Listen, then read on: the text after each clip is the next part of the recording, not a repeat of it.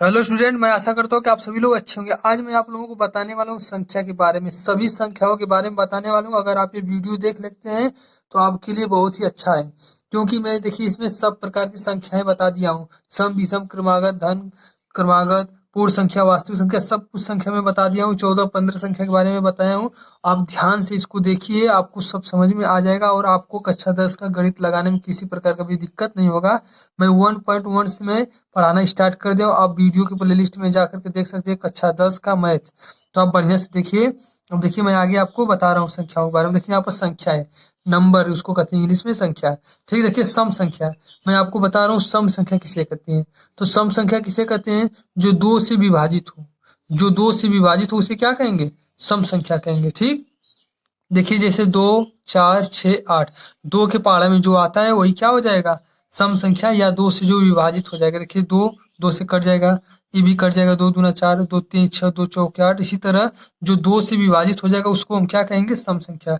अगर आप कहेंगे देखिए ये सम संख्या की विषम संख्या, ये 48 है, तो ये भी देखिए सम संख्या, क्योंकि इसका लास्ट वाला अक्षर देखेंगे और 8 है ना, तो 8 देखिए सम संख्या होता है क्योंकि दो के पहाड़ा में आता है, तो ये भी क्या हो जाएगा? सम संख्या। आप कहेंगे जैसे 5 और 2, ये 52 क्या है? तो देखिए 5 तो विषम संख्या है लेकिन 2 सम संख्या है। तो हम आगे से नहीं, मतलब पीछे वाला देखेंगे। देखिए पीछे का 2 है, 2 सम संख्या होता है, तो ये क्या हो गया? 52। 52 सम संख्या हो जाएगा। अब आगे ध्यान दीजिए, देखिए विषम संख्या। विषम संख्या क्या होता है? देखिए, तो विषम संख्या जो दो से विभाजित ना हो, जो दो से विभाजित ना हो उसे क्या कहेंगे? विषम संख्या कहेंगे। ठीक, जैसे देखिए 1, 3, 5, 7, 9, ये दो के पहाड़ा में नहीं आता है, ये दो से विभाजित भी नहीं होगा। ठीक, अब आगे ध्यान दीजिए, क्रमागत संख्या। क्रमागत संख्या क्या होता है? तो क्रमागत संख्या देखिए होता है एक्स। पहला देखिए क्रमागत संख्या एक्स होता है, दूसरा x+1, तीसरा x+2, और चौथा देखिए x+3। इस तरह से क्रमागत संख्या हो गया। और कोई कहेगा क्रमागत धन सम संख्या, तो देखिए 2x कामा 2x+2 होता है, 2x+4 होता है। इस तरह से क्रमागत सम संख्या होता है। ठीक, धन सम संख्या देखिए 2x, 2x+2, 2x+4, इस तरह से रहेगा क्रमागत धन सम संख्या। ठीक, और क्रमागत विषम धन रहेगा तब, तो इसमें हो जाएगा 2x+1, 2x+3, 2x+5, 2x+9। देखिए 1, 3, 5, 9 ये सब क्या है? विषम संख्या। इस तरह से आप लिख लेंगे। अब ध्यान दीजिए तीन संख्या अगर कोई पूछेगा कि कोई देखिए तीन संख्या बताइए, क्रमागत तीन संख्या, उसी तरह कोई पूछ देगा तो उसके लिए आप ऐसे कहेंगे x, दूसरा x+2, तीसरा x+4। ठीक, अगर क्रमागत संख्या कहेगा तो इस तरह से। अगर वैसे कोई कहेगा तीन विषम संख्या, क्रमागत तीन विषम संख्या, तो इसके लिए आप कहेंगे x, x+2, x+4। इस तरह से आप कर सकते हैं। तो देखिए विषम में है तो इसीलिए एक एक्स लिखा गया है। कितना एक्स? एक एक्स लिखा गया है। अगर देखिए अगर विषम में नहीं रहेगा तो 2x, 2x+2, 4 ऐसे रहेगा। अगर ऐसे लिखेंगे तो 2x+1, 1 विषम, ये भी विषम, ये भी विषम, इस तरह से रहेगा। ठीक, आगे ध्यान दीजिए प्राकृतिक संख्या कोई पूछेगा। क्या पूछेगा? प्राकृतिक संख्या। तो प्राकृतिक संख्या देखिए 1, 2, 3 इस तरह 99 तक होता है। इसी प्रकार 99 तक 1, 2, 3, 4, 5, 6 इस तरह से 99। प्राकृतिक संख्या में आप जीरो मत लिखिएगा, नहीं तो गलत हो जाएगा। पूर्ण संख्या का, तो पूर्ण संख्या में देखिए 0, 1, 2, 3, 4 देखिए पूर्ण है। ये क्या है? पूर्ण मतलब पूरा है, इसमें आधा बटा वटा में नहीं है, पूर्ण एकदम अच्छे से, इसीलिए इसको क्या कहते हैं? पूर्ण संख्या। वास्तविक संख्या क्या होता है? 0, 1, 2, 2/5, 3/7, करड़ी में कोई भी संख्या लिख दो, वो क्या हो जाएगा? वास्तविक संख्या हो जाता है। या फिर ऐसे समझ लीजिए जो परिमेय और अपरिमेय दोनों संख्या मिला करके वास्तविक संख्या होता है। परिमेय अपरिमेय संख्या मिलाकर क्या होता है? वास्तविक संख्या। आप कहेंगे परिमेय अपरिमेय क्या है? देखिए यहाँ पर खुद है परिमेय अपरिमेय सब बारे में बताया हूँ। ठीक ना, ध्यान दीजिए। तो देखिए परिमेय और अपरिमेय दोनों संख्या, देखिए ये सब परिमेय अपरिमेय ये सब क्या है? वास्तविक संख्या। और वास्तविक संख्या 0 से स्टार्ट होती है, 0 भी होता है, मतलब वास्तविक संख्या में इस तरह से जान लीजिए। अब देखिए परिमेय संख्या क्या होता है? बहुत तेज आता है। जो p/q के रूप में व्यक्त हो, मतलब ऊपर और नीचे अंश हर दोनों में कोई भी संख्या लिखा जाएगा तो उसको क्या कहेंगे?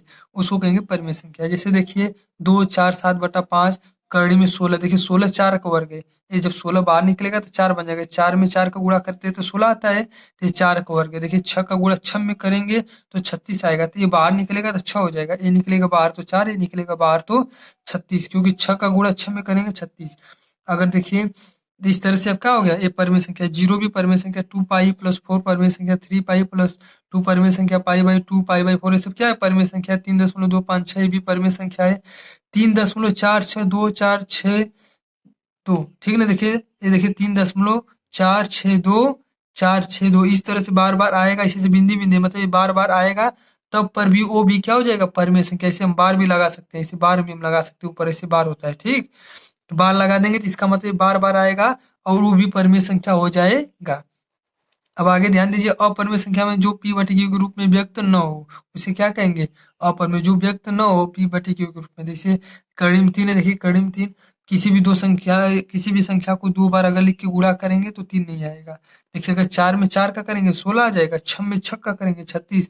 देखिए कोई ऐसा संख्या नहीं है जिसका 2 बार गुणा करेंगे तो हम 3 आ जाए, न कोई ऐसा संख्या है कि जो दोनों उसको 2 बार लिख के गुणा करें तो 7 आए। तो देखिए कड़ी से बाहर नहीं निकल सकता है, तो ये अपरिमेय हो गया, ठीक। अब यहाँ पर देखिए ए भी अपर में हो गया, ध्यान दीजिए इसका, ध्यान दीजिए 4.235, फिर एक जीरो है, ठीक। 2 3 5 डबल जीरो है, इसी तरह बढ़ता रहेगा तो ये अपरिमेय संख्या आ रहा है। देखिए इसी के जैसे यहाँ पर देखिए, इसे 0.1 दशमलव के बाद देखिए एक है, फिर एक जीरो है, फिर एक है, डबल जीरो है, फिर एक है, ट्रिपल जीरो है। मतलब इसी तरह फिर एक लिखेंगे, फिर 4 जीरो, फिर एक लिखेंगे, 5 जीरो, ऐसे ऐसे ही आता रहेगा तो क्या हो जाएगा, अपरिमेय संख्या। तो दोनों देखिए एक ही जैसे हैं, तो क्या हो जाएगा, अपरिमेय संख्या। अगर पाई लिख देगा कोई या 2 पाई लिख देगा तो वो भी क्या हो जाएगा, अपरिमेय संख्या हो जाएगा।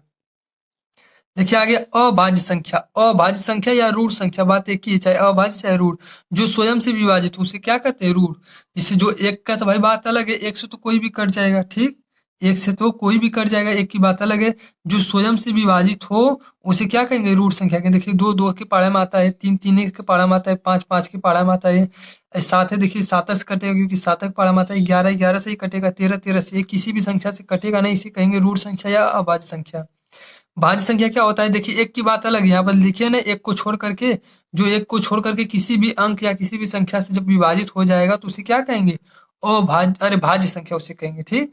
जो किसी भी संख्या से एक को छोड़ करके किसी भी संख्या या अंक से विभाजित हो जाएगा उसे कहेंगे भाज्य संख्या। जैसे 4 है, देखिए 2 से कट जाएगा, 2 के पारा में आएगा, ये 3 के पारा में आता है, देखिए 5 के पारा में भी आता है और 3 के भी पारा में आता है, 7 के भी पारा में आता है और 3 के पारा में भी आता है 21। तो ये सब क्या है, भाज्य संख्या।